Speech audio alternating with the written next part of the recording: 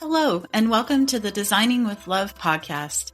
I am your host, Jackie Pellegrin, where my goal is to bring you information, tips, and tricks as an instructional designer. Hello, GCU students, alumni, and fellow educators. Welcome to episode 52 of the Designing with Love podcast. Today, we're diving into one of the most powerful and most often overlooked models for designing instruction, the four-component instructional design model, which is commonly known as the 4CID model. This model is especially useful when you're tackling complex learning, which is the kind of learning that requires more than just memorization. Some areas to think about are problem solving, critical thinking, clinical decision-making, or mastering a process with many interconnected parts. So, when is it actually beneficial to use the 4CID model? Let's break it down. First, here's a quick refresher, especially if you're new to instructional design. The 4CID model is grounded in cognitive load theory and is designed for learning tasks that require the integration of knowledge, skills, and attitudes. The model is built on four components, which are component number 1, learning tasks, realistic whole tasks that reflect real-world challenges. Component number 2, supportive information, concepts, strategies, and theories that help learners perform non-routine aspects of the task. Component number 3, procedural information, step-by-step guidance for routine aspects of the task. And finally, component number 4, part task practice, focus drills for skills that must be automated. This model isn't just another checklist. It's a blueprint for helping learners build competency through integration and transfer. Now, let's talk about when it's most beneficial to use the 4CID model.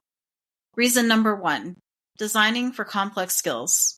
If you're developing training for tasks that require multiple skills working in tandem, like diagnosing a patient, piloting an aircraft, or leading a project, 4CID is a perfect fit.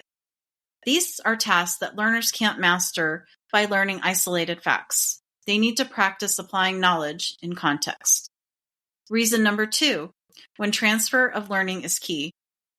One of the great things about the 4CID model is its focus on transfer. If you want learners to apply what they've learned in a variety of new and unpredictable situations, this model supports that kind of deep learning. Instead of relying on rote memorization, learners develop the mental modes necessary to adapt and apply what they know. Reason number 3, training in high-stakes environments. This model shines in industries like healthcare, aviation, and engineering, where errors can be costly. By focusing on real-life tasks and giving learners opportunities to engage with whole task practice early and often, you're preparing them for the challenges they will actually face. Reason number 4, long-term skill development. If you're aiming for sustained performance over time, not just a quick win, 4CID supports long-term retention through progressive scaffolding and meaningful practice. This is a game changer for learners in these high-stakes environments. Unlike linear or content-heavy models, 4CID doesn't start with a slide deck or a lecture. It starts with the whole task that builds the support around that. This makes the learning feel more authentic and allows learners to construct mental modes based on real-world scenarios. In fact, using the 4CID model often leads to better learner engagement because it puts them in the driver's seat from the very beginning. This is what learner-centered education and training is all about. All right, so now that you have a solid understanding of what the 4CID model is, when you should use it, and what makes it different, I will take a few minutes to provide you with a practical example of the model in action. Here's the scenario. Let's say you're designing a course for new project managers. Rather than start with what is a Gantt chart or define scope creep, you begin with a realistic project scenario, like launching a product. From there, you can do the following. Provide supportive information like strategies for stakeholder communication, procedural information for setting up a project plan, part task practice like writing SMART goals or prioritizing tasks. By doing this, everything is tied to a meaningful, real-world task, not just abstract knowledge. So, as a recap, when should instructional designers use the 4CID model?